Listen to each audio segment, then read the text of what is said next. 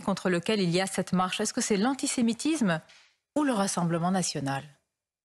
C'est d'abord l'antisémitisme, naturellement, qui a un vrai danger. Et le vrai danger dans notre pays, c'est qu'on reconnaisse encore LFI dans la nation et dans la République. Christian Estrosi, quand Olivier Véran, porte-parole du gouvernement, dit que le Rassemblement national n'a pas sa place lors de cette marche, ça veut dire que des millions de Français, qu'on le veuille ou pas, qui votent pour ce parti, quoi que vous pensiez de ce parti, sont de fait exclus de cette marche si importante. Écoutez, le fils de Serge Klarsfeld lui-même disait c'est plutôt une bonne nouvelle qu'à un moment il y ait un changement de paradigme de l'extrême droite.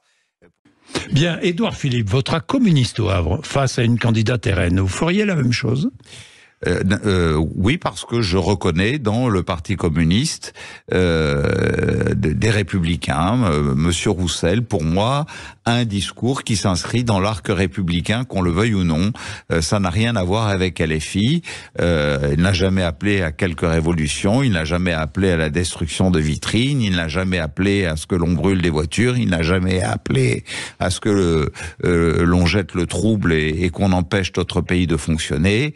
Et je trouve que, au contraire, il a souvent tenu des propos raisonnables, respectables, même si je ne partage pas du tout, mais pas du tout, les idées qui sont les siennes. Bien, Estrosi, on va se le faire juste avant de dîner,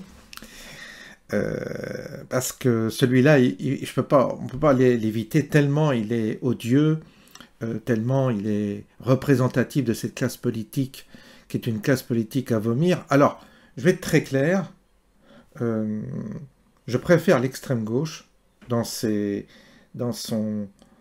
cohérence, enfin dans une certaine forme de cohérence par rapport à son combat.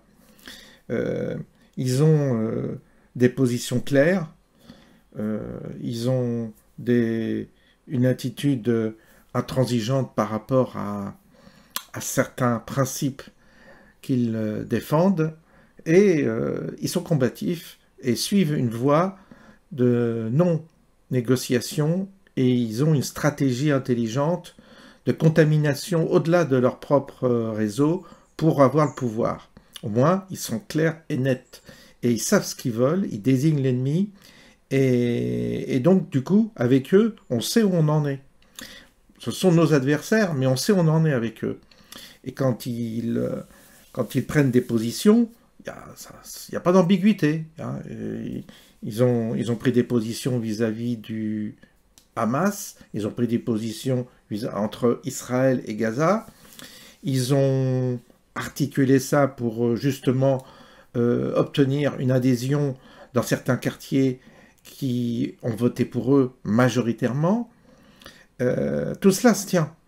Et on peut comprendre leur stratégie, et on peut, à la rigueur, si vous voulez, savoir qu'avec eux, on a un terrain de discussion, de confrontation clair et net.